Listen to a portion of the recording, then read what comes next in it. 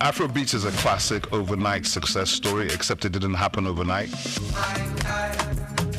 I'm happy to be here. One of the key things about the Omniverse is that it's designed to go beyond an event and designed to be fully something that people can engage beyond the summit. The point being that Nigeria has so much to bring to the world in terms of these things, but we will be bringing fresh energy, fresh ideas, a fresh engagement, and we're obviously open to collaboration. But hip-hop, it never dies. What's the difference between Thor and Shango? Thor is approaching $50 billion in revenue. Shango's broke somewhere outside Lagos. And that's a lack of imagination on our part, Africa, and they're all Nigerian. So to be seen and to be noticed is very hard if you're not in the place where all the noise is being made.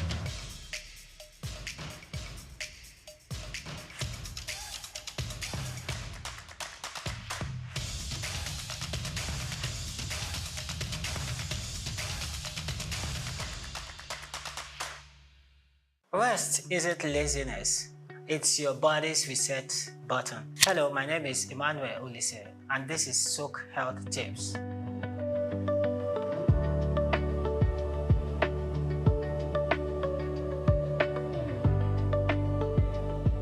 Today, let's discuss one of the most underrated health boosters, sleep. You can eat right and exercise daily, but without good sleep, your body never truly recovers. Number 1, sleep is cellular repair. During deep sleep, your body heals, builds muscles, and restores energy. It's also when your brain clears out toxins and strengthens memory. 2, stick to a schedule. Go to bed and wake up at the same time every day, even on weekends. Your body thrives on rhythm. 3, create a sleep sanctuary. Dim lights, cool temperature, and 0 screens before bed. Your bedroom should tell your body it's time to rest. 4, avoid late caffeine and heavy meals. They interfere with deep sleep stages. Opt for herbal tea or light snacks instead. In summary, sleep isn't optional, it's essential medicine. Protect it like you would any prescription.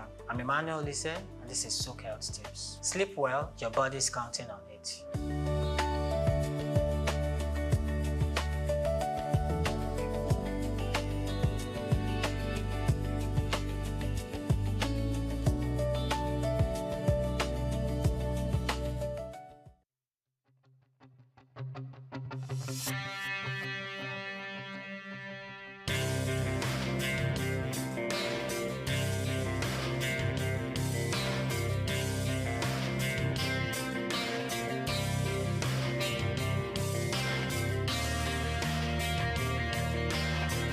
When you visit Lagos for the first time and Google fun or recreational places in the city, at the top of that list will be Freedom Park. Located in Lagos Island on Broad Street, Freedom Park over the years has become home to the Nigerian arts and the culture at large. From annual big shows like the Lagos Theatre Festival, celebration at the Lagos Poetry Festival, to local festivals that celebrate literature, music and arts. Freedom Park is one of the most visited recreational sites in Lagos, for both local and tourist people alike. A place to mingle, unwind, or simply just have fun. Freedom Park, however, hasn't always been a place of fun and games. It has a history that dates to 1861, when Lagos was made a British colony. In 1885, Freedom Park was built as a fortified prison from imported bricks. It was referred to as Her Majesty's Broad Street Prison. Some prominent political prisoners were held in the prison. People such as Herbert Macaulay, Michael Imodu, and Obafemi Awolowo. In 1979, Her Majesty's Broad Street Prison was destroyed, reduced to a dumping ground. It was later rebuilt in the 1990s, celebrated in 2010, Nigeria's 50th Independence Day. Freedom Park still holds a bit of its history within its walls. In the museum, where there are pictures and artifacts. Some of the old prison facilities have been converted into leisure facilities that people visit and enjoy today.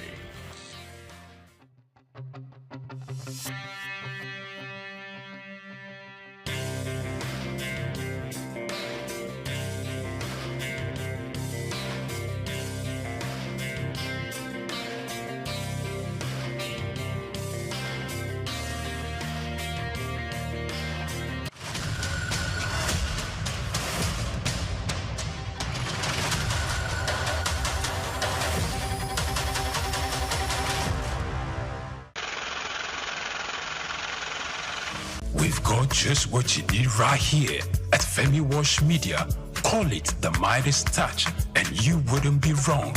Let us record, produce, mix, and master your audio like nobody does. Reach us on our contact today for the best quality job.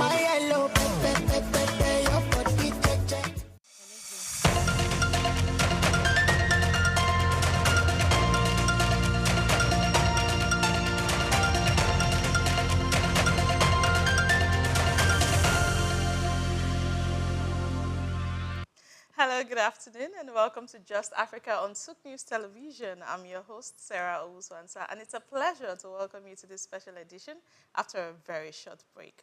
And today we're discussing something very interesting. Africa stands at a defining moment in its history. The continent is home to some of the world's fastest growing economies, the youngest population globally, and vast reserves of natural resources from oil and gas to gold, cobalt, lithium, and rare earth materials. Yet, despite this abundance, many African economies continue to grapple with unemployment, limited industrialization, infrastructure deficits, and a heavy dependence on exporting raw commodities. Now, as the global economy increasingly rewards innovation, knowledge, technology, and value creation, an important question confronts the continent. Can Africa redefine its development story and build economies that are driven not only by what lies beneath the ground, but by the ingenuity, enterprise, and resilience of its people? Now, that is the conversation we're having today. Africa's next chapter, growth beyond natural resources. And I'm not having this conversation alone. Joining me today is our very own amazing guest in person of Dapo Adaramewa. He is a governance consultant, very vast in institutional development and governance across Africa. Thank you so much for joining us, Dapo Adaramewa. It's a pleasure to have you. Thank you very much for having me. Right, it's beautiful that we're having this conversation together. This is like the debut edition after a short break, like I said, and I'm excited that I have a governance consultant here with me to discuss interesting conversations like this. There are so many things that we'll be talking about when we say Africa's next chapter, growth beyond natural resources. But when you hear that, what is the first thing that comes to your mind about growth beyond natural resources? It begs the question for me of why we should even be discussing growth beyond natural resources. Yeah. Because natural resources should be the golden ticket, right? They should be the golden ticket. They should be this glorious gift to Africa that would make us, I think in the Black Panther is Wakanda, right? Mm-hmm. We should be Wakanda, right? Given the resources that we have. So for me, it begs the question that, okay, what has happened and why hasn't the natural resources that we have, given us the dividends that we expect? Right. And let's start with understanding Africa's economic crossroads. That's a very important aspect. Mm-hmm. For several decades, Africa's economic narrative has been, closely tied to its natural resources. Yet, so many resource-rich countries continue to face development challenges, ranging from a governance perspective. You're a governance expert. So from a governance perspective, why would you say resource wealth has not consistently translated into broad-based, prosperity? Now, there are several contributing factors. And, obviously, because Africa is such a diverse country, it's challenging, shall we say, to diagnose the whole continent, right? Mm-hmm. But I would say a lack of institutions and the development of what are called extractive economies, where we extract natural resources from the ground, we don't process it, we don't add value, we export that, people then add value and unlock the true, shall we say, the true dividends of those natural resources. So the fact that we have that, the fact that we also have had governance and leadership struggles across the continent now, there's an argument as to how much of that was our fault, yeah, or also a product of neo-colonial interest at the time that set us on a path of a certain kind of leadership that would favor other powers. So there's that aspect as well. But then there's also the aspect of us as Africans what have we done wrong? How did we, there's that saying that, the people end up with the leaders that they deserve. Well, I think that that's a big part. But just to follow up, many economists have said, oh, Africa suffers from something called the resource costs, that we have the resources, but there's just a cost around it. So would you say that Africa is actually, facing impact of the resources they have, or it's more of the institutions that manage these resources that we're having challenges with? It's definitely, without that, it's an institutional problem. The Saudis don't have a resource curse, and they have a large amount of resources themselves. So there are structures that, could have allowed us maximize what we're getting from these natural resources. But unfortunately, by and large, have not been done as they should. But there's still hope, shall we say, for the continent as we go on. Right. So what would you say transformation should actually look like when we're talking about growing beyond natural resources, our next chapter? So if we're talking about this and we have a picture of transformation in sight, what would you say this transformation is expected to look like for us as a nation? So one of the things we try and push within the governance space is for countries to unlock the full value chain for their natural resources, right? And then diversify their economy into other aspects, right? So you look at Mauritius, one of the best performing countries in Africa. They're doing phenomenally well in terms of tourism, and that's a big money maker for them as well. So they've diversified their economy to an extent. And I think definitely, if you look at Nigeria, for example, Nigeria has beautiful, beautiful regions. We have mangroves, we have forests, we have desert, all within the same space, right? So we have such a diverse and beautiful terrain. There are pictures and videos I've seen of places in Nigeria, natural waterfall. So tourism could be something that is explored, right? But in order to have that, you need strong institutions. You need strong institutions that can guarantee security and that can allow, shall we say, local enterprise to develop.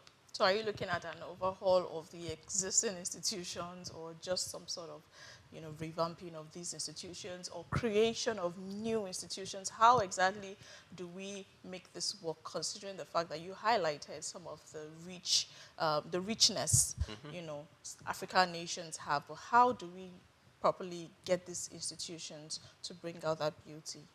You see, within the development space, we have a habit of always coming up with, shall we say, grand solutions to problems that are, by and large, inaccessible to the average person. Because I could talk about, building institutions, and the average person at home who's watching me is thinking, okay, what can I do to build institutions, right? Where do I come in?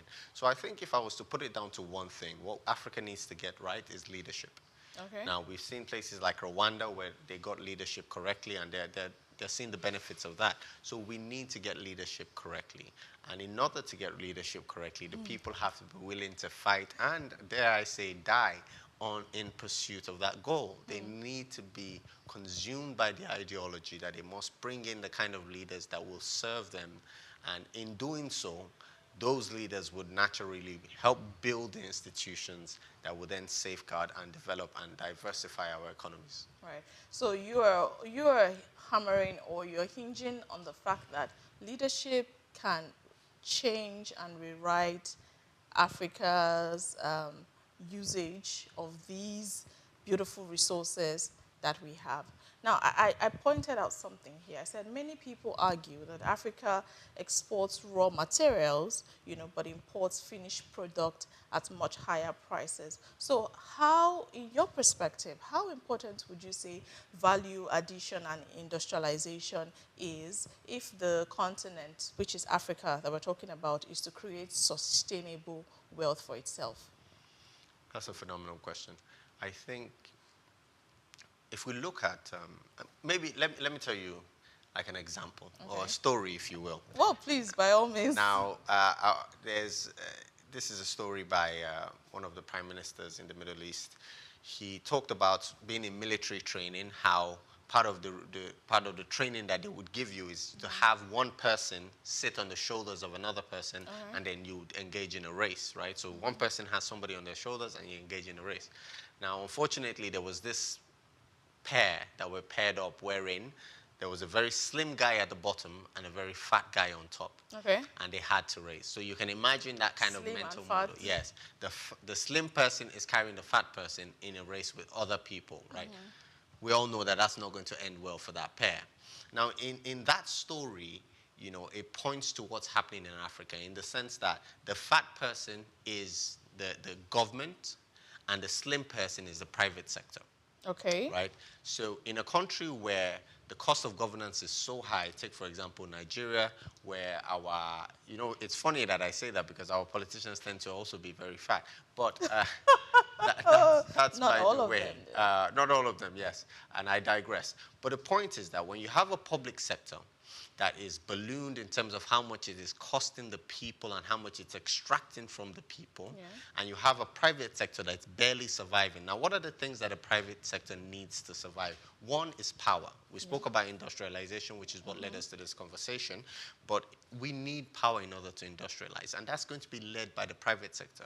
The private sector is not getting power. Apart from that, we need predictable policy. That means not every 4 years does a new government come in and one bans crypto, another one unlocks crypto, and the next one comes and bans something else. And all this fluctuation creates an unpredictable environment which further strangles the private sector. And then there's also the access to capital as well. Now, for the average businessman in Nigeria, if you want to take a loan, you're looking at almost 30%. That's devastating.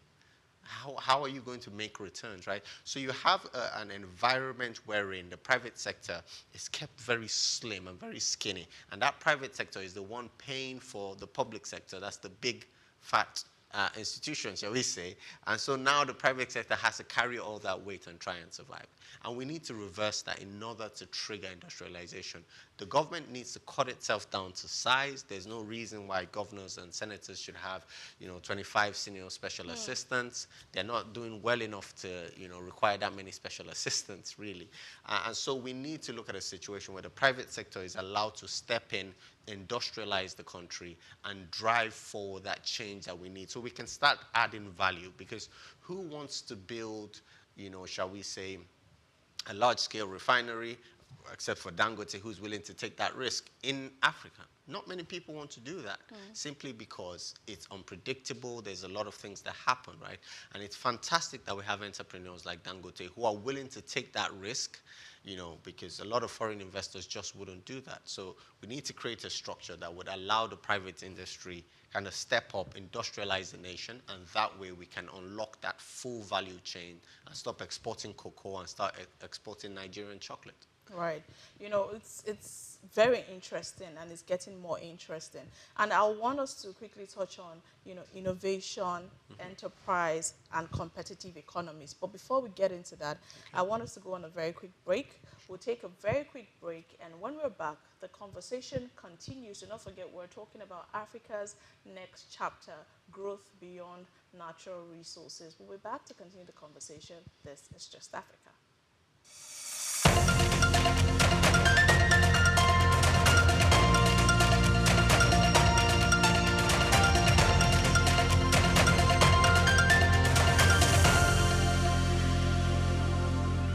Across the lush southern corridors of Nigeria, a quiet revolution is taking root, rooted in the oil palm plantations of Edo and Delta states. Once the pride of West Africa and a global supplier of palm oil in the pre-independence era, Nigeria is returning to its agricultural strength. The rise in demand for palm oil, both domestically and globally, is fueling a new boom, one that is redefining investment flows, empowering communities, and reawakening an indigenous industry long overshadowed by crude oil. Investors have earmarked over $855 million for oil palm cultivation in Edo State alone. Under the Edo Oil Palm Development Program, 114,000 hectares of land have been allocated, with 65,000 already accessed and 18,000 hectares cultivated. Companies like Okomu Oil and Presco, both listed on the Nigerian Stock Exchange, are not just expanding, they are thriving despite economic headwinds. In Delta State, the story is equally robust. Through the Delcom Cooperative Model, 130,000 hectares have been released by local communities, engaging 145 companies and over 3,000 smallholder farmers. This homegrown initiative is not just restoring livelihoods, it is building wealth from the roots up. This resurgence reflects the deeper uniqueness of Africa, our ability to blend tradition with innovation and to transform natural abundance into economic might.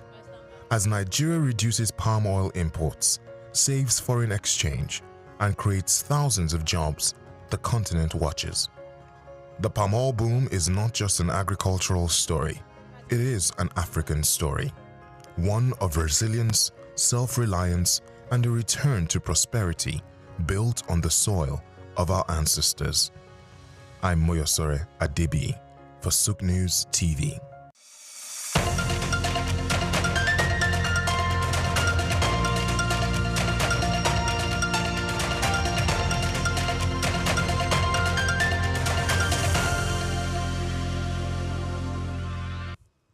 Welcome back. This is still Just Africa, and I still have my guest, Dakpo Adaramewa, here. He is a governance consultant, and we're talking about Africa's next chapter, growth beyond natural resources. And we've talked about one aspect. Now, let's go into innovation, enterprise, and competitive economies. Now, if Africa's future depends less on extracting resources and more on creating value, then innovation, entrepreneurship, and technology becomes central to the conversation.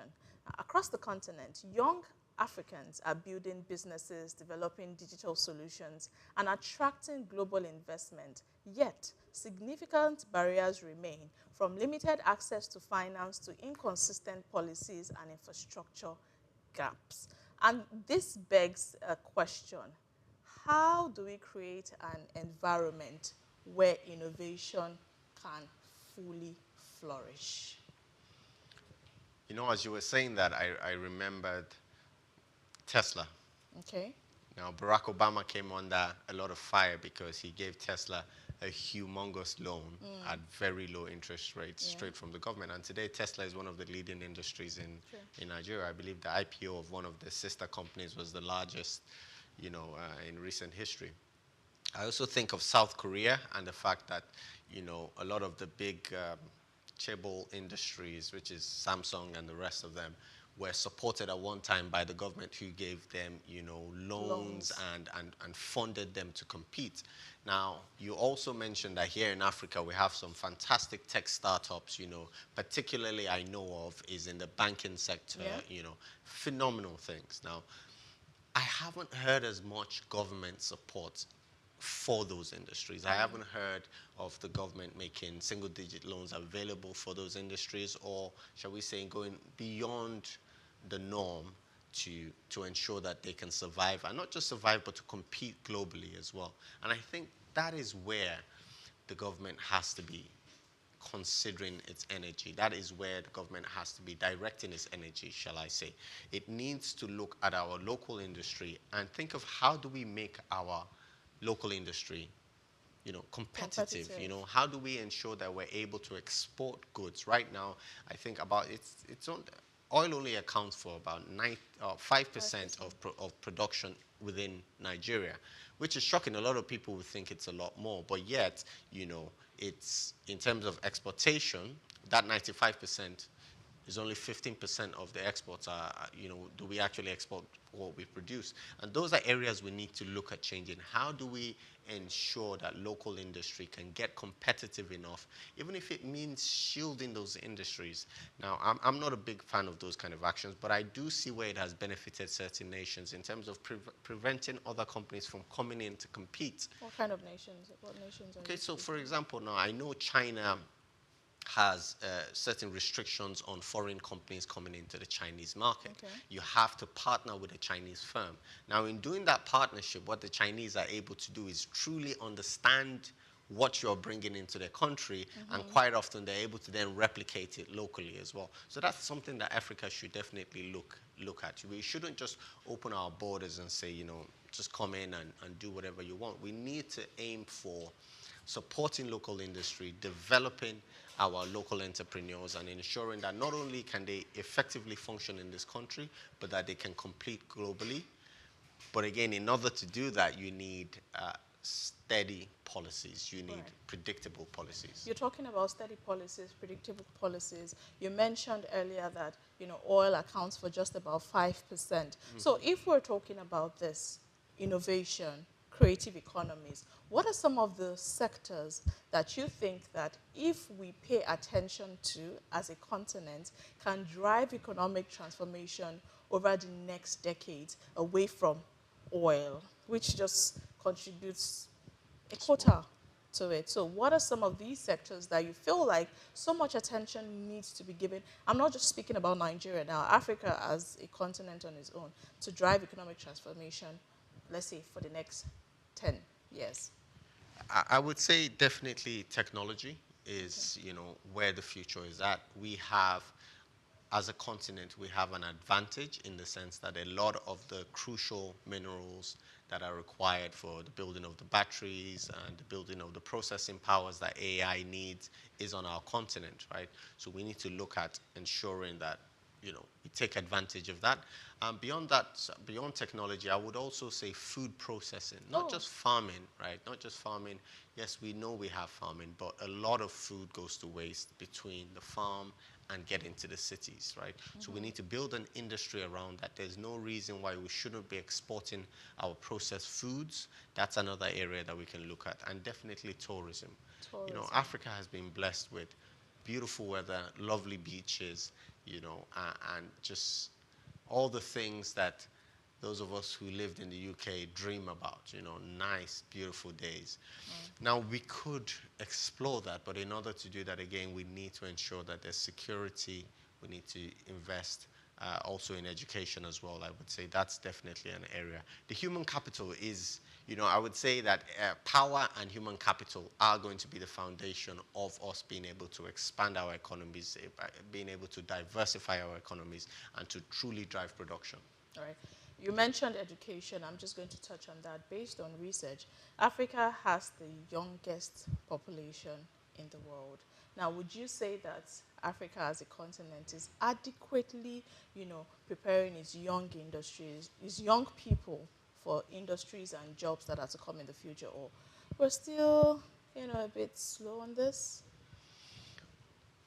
I know you mentioned education is also an aspect that we need to pay attention to. But with the amount of young people we have, how would you say we're doing in terms of equipping them? You see, with young people are so much potential. And given the demographic of this continent, it is such an asset, but can be a danger, right? Because a young person who's educated, who has prospects, and who has the skill set to be a productive member of society is a huge asset. But that same young person, without an education, without prospects for the future, becomes an ideal recruitment, or shall we say an ideal recruit for extremist organizations. And so when we talk about education, it is crucial to everything that we do. Now, in terms of how we're doing as a continent, I don't think we're quite there.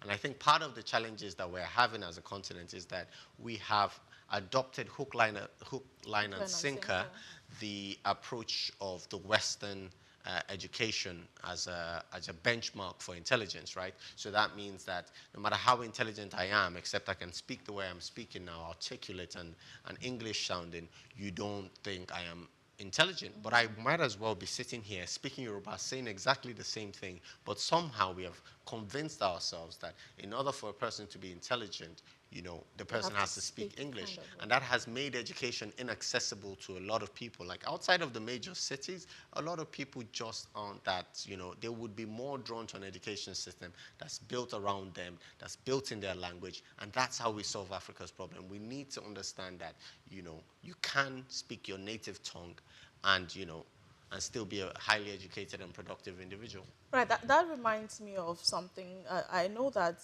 when I was in secondary school, we had these vocational courses, subjects that we used to home economics, Yeah. technical, introductory technology, and a few of those things. And coming out of school, I realized that these are things that if so much attention was given to it in terms of how it is taught, how it is properly packaged, Yeah. it could be a form of entrepreneurship skill. So would you say that our educational system is preparing young people towards employment rather than entrepreneurship and innovation? Would you say so much attention is just given into the white-collar job, go out there, do a 9 to 5, or be in the corporate world, rather than also finding a way to, balance it up with entrepreneurship and innovation? Definitely. I think there is room for expanding our curriculum to include areas around, entrepreneurship, and then also about values as well, right? Now, we don't teach them anymore, but they're very, very important. Our people have to understand that it's our job to develop our country, it's our job to serve our country and our continent as a whole, right? And that should be imbibed in every aspect of our education. And one of the things you mentioned, is vocational training. Vocational training is so important. There's that joke that AI might take your job, might take mine, but AI will never take the plumber's job. Yeah, that's just the truth. It will never take the welder's job. It will never take the plumber's job. There are some sectors that we need to invest in, and we need to train these people to a level where, their earning potential goes up. Right. One key thing to note, like I jotted down here, is that African entrepreneurs often have innovative ideas. I believe that Africans are one of the most innovative creatures we have. Very creative people. But most of the time... By necessity, I will add. Well, but Africans are very creative. But most of the time, scaling the business up is usually where the challenge lies. So I'm going to ask, what policies or what reforms you think are urgently needed to help African businesses grow from being locally identified to a globally competitive aspect of life, based on their level of innovation and creativity? The rapid signing and implementation of the African Free Trade Agreement.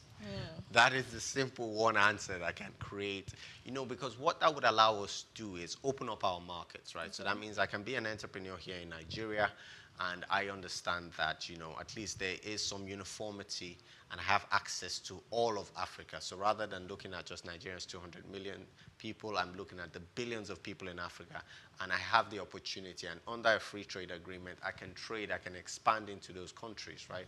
You look at Africa and just look at traveling around Africa, for example. Now, if I wanted to catch a flight to Ghana, it would probably cost me, let's just say, 10 to 15 times what an equivalent distant flight from London to Paris would cost me, right? Which is ridiculous, right? There are more visa requirements between African countries than there are between Europeans and Africans, right? And again, it goes back to, we're kind of, still hung over from our post-colonial, our colonial experience, in the sense that we think that a European moving freely around Africa is more valuable to us than a fellow African moving freely around Africa. I would have guessed that you were going to talk about CFTA, because that was the next thing I was going to ask you. The African Continental Free Trade Area has been described as, one of the continent's biggest economic opportunities, but so many people believe that it is not properly, being managed and utilized. So I'd like to ask, do you actually think that the African government is doing so much to translate this vision into practical benefits for several businesses? You see, different governments are receiving it at different paces. And some governments have been at the forefront of, being ready, we're good to go, we're good to go. And there are some governments, unfortunately, that are kind of holding us back. There are definitely external interests, and I think any consideration of governance, particularly within a global context, has to recognize that there are external interests. And is it necessarily beneficial for these external interests to have an African free trade agreement? Absolutely not. Okay. You know, they'll much rather we're trading with the Europeans, with the Chinese, than we are trading with each other. That gives us a level of independence that many, many external powers do not want us to have. And so we need to, as citizens of this country, ensure that we have leaders who can push forward this agenda. There is a lot of room for improvement in terms of how quickly we adopt this. Do I see a future where we can and effectively build it and adopt it across the several countries of Africa? I do. I remain optimistic in the sense that, you know, at some point, we do have to wake up to our responsibility. I always like to remind people that, you know, at one point there were signs that said no blacks, no dogs, no Irish, right? And now the Irish are welcome everywhere in the world, right? Dogs are still struggling, but we blacks can get ourselves to the level where we are respected. At one point, the Chinese were invaded by people who wanted to sell drugs to them. People don't understand that about history. The Europeans invaded the Chinese to force the Chinese to allow the Europeans sell drugs to the Chinese people. That's the level of abuse that they were suffering at one point. So, you know, yes, it happened. Slavery, colonialism, so what? You know, so what? It's time to move on. Pull your socks up and get your stuff together, because other race of people have done it. You know, to borrow from the words of Marcus Garvey, there is no race of men that will be respected internationally until it's able to fix its own home. Fixing your own home, regardless of whatever has happened. Interesting one there. You know, we still have so much to talk about. There's leadership, there's governance, there's Africa's future, because all of these are the components that make up Africa's next chapter, and we cannot just talk about innovation and creative aspects without talking about this. But we need to go on a very quick break. We'll take a break now, and when we're back, the conversation continues. You're still watching Just Africa. Do not go anywhere.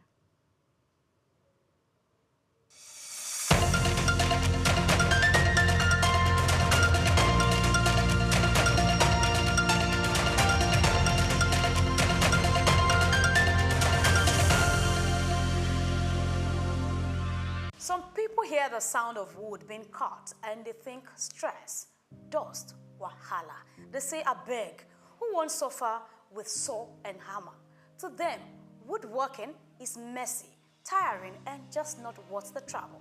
But others, they see something else. They see polished tables, handcrafted shelves, stylish stools. They see beauty, value, and serious money. Because yes, cutting wood may be tough, but the hustle can turn into pure profit.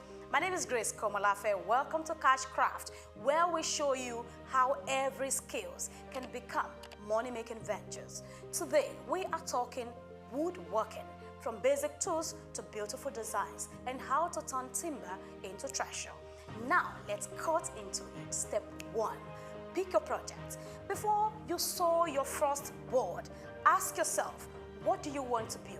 Furniture, shelves, decorative wall panels, or maybe customized kitchen boards. Start small. A simple stool or bookshelf can teach you the basics and still fetch good money. Let's move to step 2. Tools, timber, and a plan. You don't need a massive workshop to start. Basic tools like a measuring tape, hand saw, drill, clamps, and sandpaper will do. Choose durable wood like teak, mahogany, or poplar for long-lasting products. And don't forget the blueprint. Sketch your project or download free woodworking plans online. A clear-cut list saves you time, wood, and costly mistakes. Let's move to step 3. Cut, build, finish. Measure twice, cut once. That's the golden rule. Then assemble carefully. Use wood glue and screws for strong joints. Once it's built, sand smooth and apply a finished varnished wax or paint to protect and beautify. That rustic table or wine rack, it just went from workshop to showroom. Let's move ahead. Step 4, sell like a pro. Now the magic part is turning your craft into cash. Who is your customer? Young couples, urban decorators, cafe owners. They love custom, handmade, and unique. Use social media to showcase your work. Instagram, Pinterest, and all of that are gold mines for visibility. You can add pricing, Yes, delivery info and behind the scene videos. Look, that's a great catch. You need to let people see your videos where you are doing your work uniquely. That's an addition and validation. Now, want more reach? Yes, attend fairs, pop-up shops, or sell via platforms that you know. A whole lot of them are out there. Let's move to step 5. Stand out to scale. Offer engraving, custom-sized or eco-friendly finishes. Don't just sell a table, sell a story. Yes, you can see the emphasis. Sell a story, handcrafted in Ibadan or upcycled from reclaimed wood. People pay more when the product means more.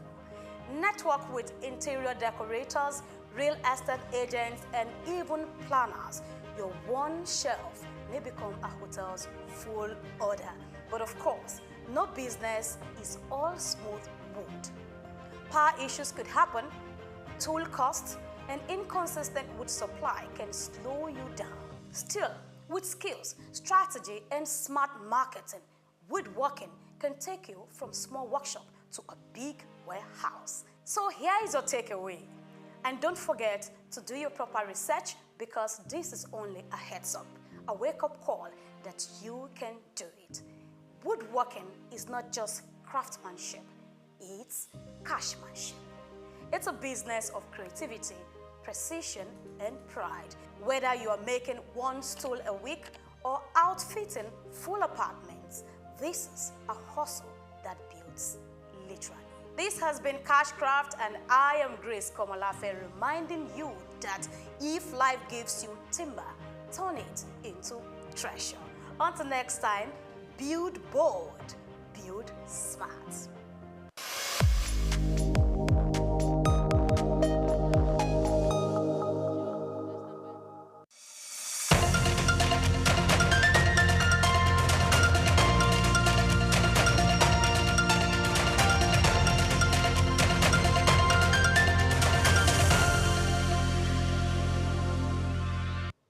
Welcome back. You're still watching Just Africa on SOUQ News Television, and we're still talking about Africa's next chapter, growth beyond natural resources. Right, let's talk leadership now. Let's talk governance. Let's talk Africa's future, because innovation alone cannot transform economies. History has shown that sustainable development depends on strong institutions, visionary leadership, sound public policy, and accountable governance. Without these foundations, even the most ambitious economic strategies struggle to deliver lasting results. Now, Dapo Adaramewa, we have established the fact that aside creative ideas, innovations, technological development, those are not the only things that can transform an economy, right? So in your view, what would you say is the relationship between good governance and economic transformation? I like the fact that you're laughing. I'm laughing because in my head I'm thinking, no matter how nice the car is, no matter how great the engine is, if you put a monkey in the driver's seat, you will crash, right? So leadership is central to everything. It's central to being able to develop, the kind of system that can, have economic growth, diversification. Everything that we've talked about today centers on leadership. And that's where, shall we say, we haven't been favorable to ourselves, or the gods haven't been favorable to us, or circumstances haven't been favorable to us. Because when it comes to good leadership, unfortunately, while we've had amazing leaders, somehow, we have lost most of them, or they were displaced from powers, just very sad, very sad. If you had the opportunity today, to advise African heads of state, you found yourself in a space where you had the opportunity to advise them, what would be the top 3 policy priorities that you would, give to them to properly position Africa as a continent for long-term prosperity? The first thing I would say is definitely not even about policy. It's about a mindset shift. I would say, let your ambition not stop at being president of your country. Let your ambition rise to the level where you want to take your country and dominate the world, where you want your people, your race of people, to be respected and feared in equal measure by everyone in the world. That's what the Chinese are doing right now. It's working very well for them. So first, shift your mind and don't think that because you become president, you're now the king of kings. You're nothing on the international stage. That's just the truth, right? Because when you go to all these European meetings, you end up bowing your head and acting like a boy. And that's an embarrassment. So the first thing is to shift your mindset. And the second thing I would say is to look at how you can add value along the chain of your natural resources to ensure that you're exporting finished goods and not raw materials. And then finally, create an environment that is perfect and, shall we say, engineered to support private business, because private business is what is going to take your people, take your country to the forefront of the world. You just went straight to the second question I was going to ask you. Private sector and creating an enabling environment. The private sector most times always tell the government, oh, don't just create an enabling environment for us rather than dominating the economy. So when we hear the word, I want an enabling environment, even casually, we hear people say, oh, I want to work in an enabling environment, I want to thrive in an enabling. In terms of the economy, what would an enabling environment look like in practical terms, considering the current reality of the continent, to help build the economic state of the continent? I would say first and foremost, we talk about power. Now, any business, I'll give Nigeria as a prime example, every business in Nigeria, even the one we're in right now, has to worry about power, has to invest a significant percentage of its profits into power. Resolve power for us, right? And then secondly, put in place policies that are predictable and, just free of corruption. Let us be able to know what exactly it is that we're supposed to pay when, and let that be the fixed price. Do not expose us to abuse by any industry, any civil servants, anybody who's just going to act like shall we say, a hustler. And that's what a lot of businesses are dealing with. So one, you're talking about power. Second, you're talking about policy. And then finally, you have to talk about security, right? Because the people have to feel secure, the business have to feel secure. If we don't have those three things, then you've not really started to support us. If I had to add one extra, is create an environment where we have access to capital, right? We build great businesses usually with capital. We have to source funding from somewhere else, and that's how we build our business, right? You have to create an environment where we are not faced with huge interest rates that make it impossible for anybody to invest. The average entrepreneur is just thinking, well, let me just keep what I have rather than going out to take a loan to add to it and build a business. And if we don't build those businesses, we can't employ the people. And private business in Nigeria, for example, is responsible for, I think, almost 80% of employment. So it is on the backbone, again, of this private sector that the government is hoping to solve all its problems and deliver the dividends of democracy. So simply get us power, put in place policies that make it easier for us to perform and operate our businesses, and give us access to capital, I think. Right. But just before we wrap up, let's talk about collaboration. You mentioned something earlier, a flight from Nigeria to Ghana to African nations might be as high as × 4 of what you spend from one European country to another. So what does this say about collaboration between African countries? Because sometimes it feels like, despite the fact that we are under one umbrella, one continent, there's still no synergy, there's still no bond. We still do things like we are, what's that word? Far from each other. How do we strengthen collaboration between African countries, especially in terms of our economies, in terms of our creative industry, in terms of innovation, to help build the continent we all are in? So there are two things I would say to that. One is short-term practical structural policy changes, which is things like the African Free Trade Agreement and similar agreements, regional agreements that further unify our economies. That's an immediate fix, and that's down to our leaders to be able to arrange that and put that in place. But I think when we talk about long-term, what we need is a mindset shift that makes us understand that, I have more in common with a Ghanaian than I do with anybody else in the world, right? I shouldn't be more pleased to see a European than I am to see my fellow Ghanaian, right? We are one people. So when we look at our education, we need to imbibe that kind of Pan-African ethos into our education system to ensure that the next generation growing up, they understand that, you know, when they become the ministers, when they become the people in power, they understand that my African brother is my brother. Not a competitor, not somebody I should look down on, because together we are the ones who will drive our people forward. The Europeans did it, it worked out very well for them. The Americans are doing it, and it's working out very well for them, right?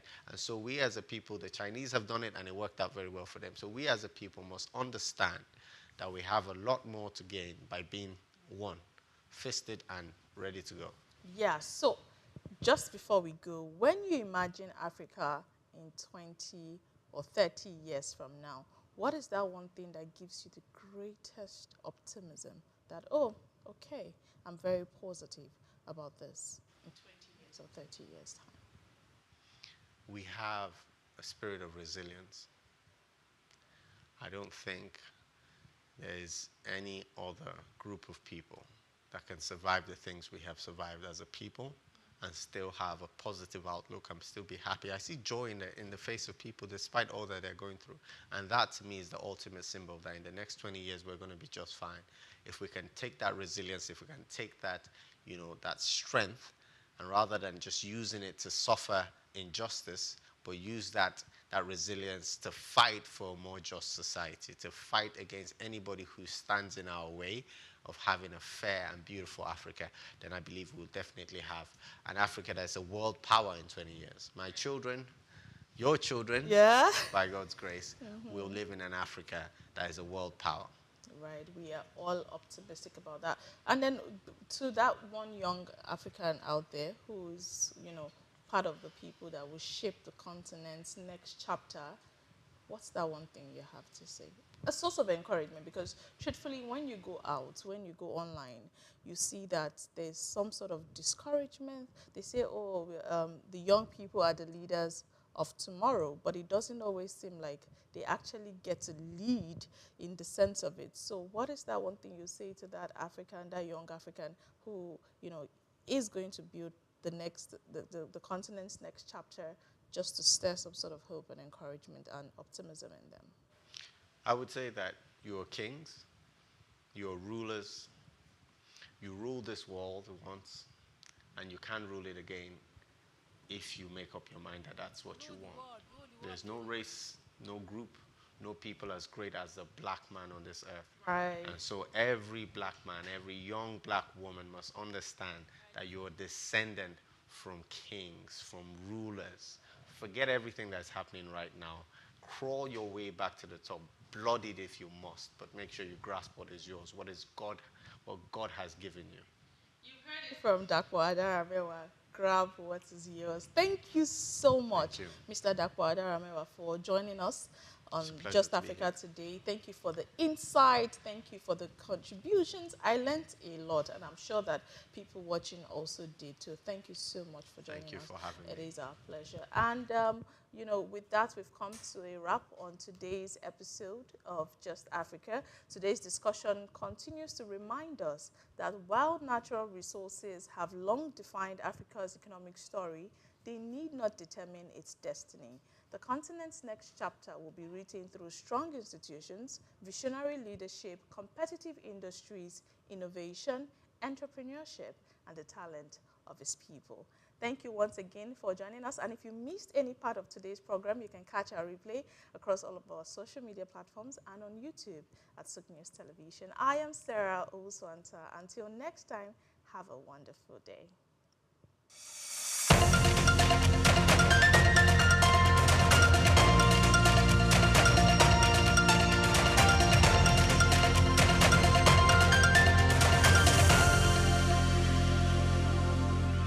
Welcome to Cash Crafts. My name is Grace Komolafe. In Niger's agro space, palm kernel oil, PKO, is an underrated cash cow, quiet, consistent, and massively profitable, known for its wide use in the cosmetics, pharmaceutical, and food industries. PKO is extracted from palm kernels and is in the high demand, both locally and internationally.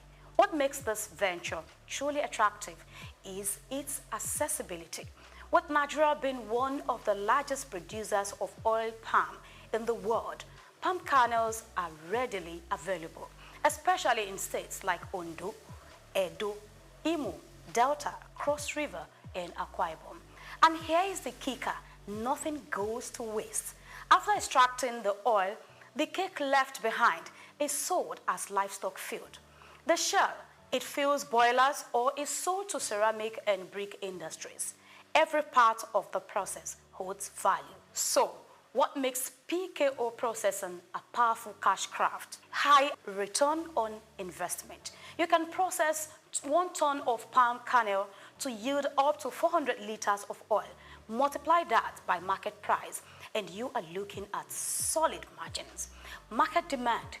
Soap manufacturers, beauty brands, bakeries, and exporters are always on the lookout for quality PKO. Side streams. Yes, palm kernel cake, PKC, is in demand in animal feed markets, and palm shell has commercial fuel value. Scalable startup. Begin with a mini expeller, 800 to 1.5 million naira, and scale as profits grow. If you're ready to dive in, here is what to consider. 1. The final role in the value chain. Processor. Now buy kernels, extract oil, and sell to local or industrial buyers. Again, broker, marketers. Link processors with big buyers. Earn by volume. Aggregator. Buy in bulk from rural producers. Clean and resell to processors. Moving to number 2. Set up your production. Machinery needed, that includes cracker, separator, kernel oil expeller, filter press. Yes, you need power source, diesel or electric motors. Just know your local power availability. Now, factory location, that's very important. Set up near kernel supply regions to reduce logistic costs. Now we go to 3. Get quality supply and handle storage. Buy dry, I mean well-preserved kernels. Avoid muddy or sour-smelling ones. Store in clean. Keep sacks away from moisture. And we'll move to 4. Connect with buyers. Yes, you will need to connect with beauty and skincare industries. Shell butter plus PKO is equal to good. Also locate soap factories and bakeries. Now, sell via online platforms. You can connect to exporters.ng and B2B portals. We go to 5. Understand regulations and packaging. Ensure hygienic NAFDAC compliance packaging if selling to food and beauty firms. Learn the rules for local transportation or export standards. And finally, palm kernel oil processing is a low noise, high profit business with deep roots in Nigeria's agricultural economy. With the right tools, connections, and product quality, you could turn this natural resource into a thriving year-round business. I am Grace Komolafe. This isn't expert advice, but it's a wake-up call. Don't just think, do it. In this business, your vision, precision, and consistency will bring you the cash craft you seek. I'll see you again.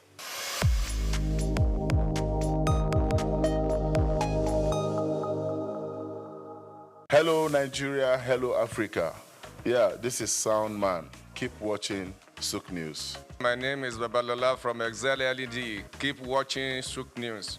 My name is Shepherd Michael Adewale Onofuye. I enjoy you all to watch, always watch SOUQ News TV. Hi, I'm Tom Boggaballs, and please keep watching SOUQ News. Wale Seriki, SLG Lagos Island East, SOUQ News. Keep out watching them and keep a lookout for them. They're up and coming, and we're proudly to be affiliated with them. You alone where they make me go crazy. This your love in the cool of my brain. You're my medicine, I need you all day. Yo, it's Blackface Nigeria, and you're watching SOUQ News TV. Keep it locked on this dial, don't change it. You know what I mean? I say Blackface Nigeria, love on the bad.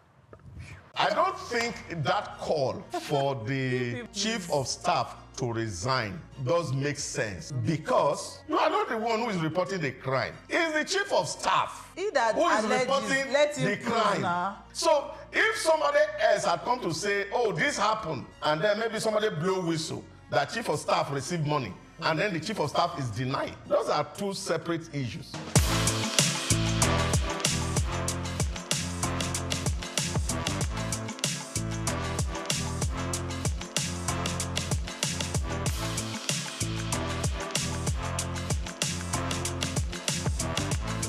Hello and welcome to Democracy versus Reality, where we separate political rhetorics from governance, facts from perception, and ask the difficult questions shaping Nigeria's democracy. I am Olumide Shokoya. I have two sweet personalities here. I have Omobola Sandra, so glad to have you. I'm glad to be here. I also have Dr. Idausa Samanze, so glad to have you here. My pleasure this morning. So glad to have you. So we're going to be looking at the alleged fake agency, that's the Presidential Foreign Intervention Promotion Council, the PFIPC. Now, the presidency has stated that the PFIPC is unrecognized. It's a fake agency, and they have brought allegations of forgery, impersonation against the alleged Director General, that's Prince Adeyemi Adeniyi. Now, we are not here to decide who is guilty or not. I think that is left for the courts and, of course, the relevant authorities. But we're looking beyond that. Starting with you, Omobola. When two different versions of the same story are presented, who should the public trust or who should the public believe? The facts that are presented by both parties. The Prince Adeyemi himself and the Femi Gbajabiamila? No, the presidency. The presidency? The president and Femi Gbajabiamila. These are four participants now, or individuals or people that I've mentioned now. Because Mr. Prince Adeyemi, on one hand, is saying, that he paid for the appointment. That's what he's alleging, that he paid 400 million. And that it was the additional request of 200 million that Yam Pepe scatter. Yes. That, and that he was introduced to the chief of staff, that's Femi Gbajabiamila, by a certain Tanimo, who unfortunately has passed. Yes. So we cannot, that place is now a little bit shaky because the link now is not available for us to ask questions. So now, after that was brought to light,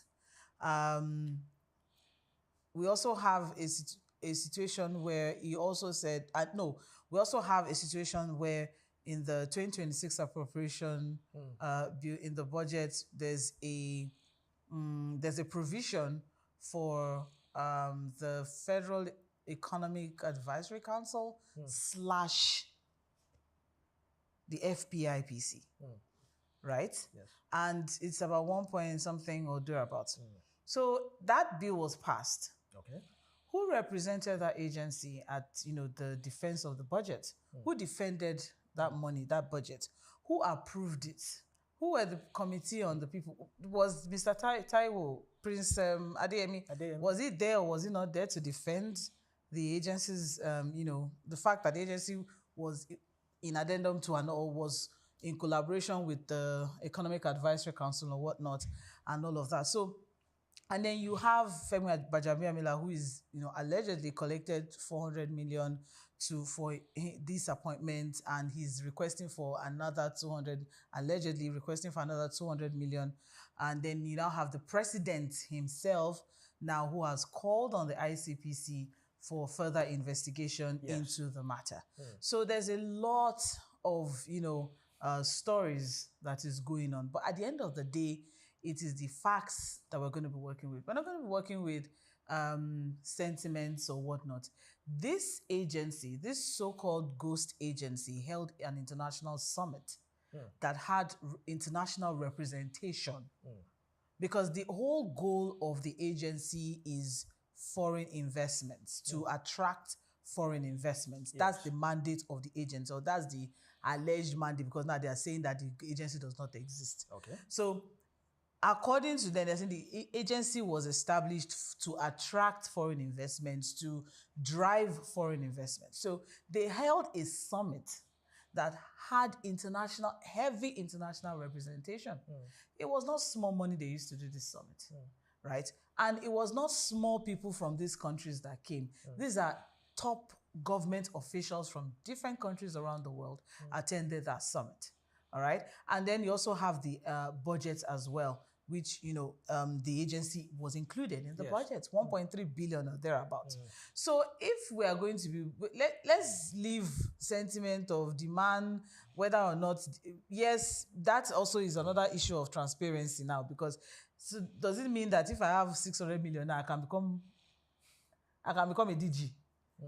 Is that what they are trying? That's what something that this, is telling, the Nigerian public. So now we are asking questions, because the other day we were talking about the fact that we have duplication of agencies. We have multiple agencies doing the same, job. We have some agencies that we don't even know what, and these people are expending money from Nigerians because it is from taxpayers' money that we're using to fund some of these agencies and these ministries and parastatals. So are we saying, how many of these so-called ghost agencies do we have even further? How many do we still have inside there that they are, jumping on another's a major agency and tying themselves to it? So even if the agency is not like legally, but the fact that a legally recognized agency, is attached to it, because the Federal Economic Advisory Council is attached to it in the budget. So we're going to be let's work with the facts that are being presented. Who defended the budget? How did the money get to them? Has the money been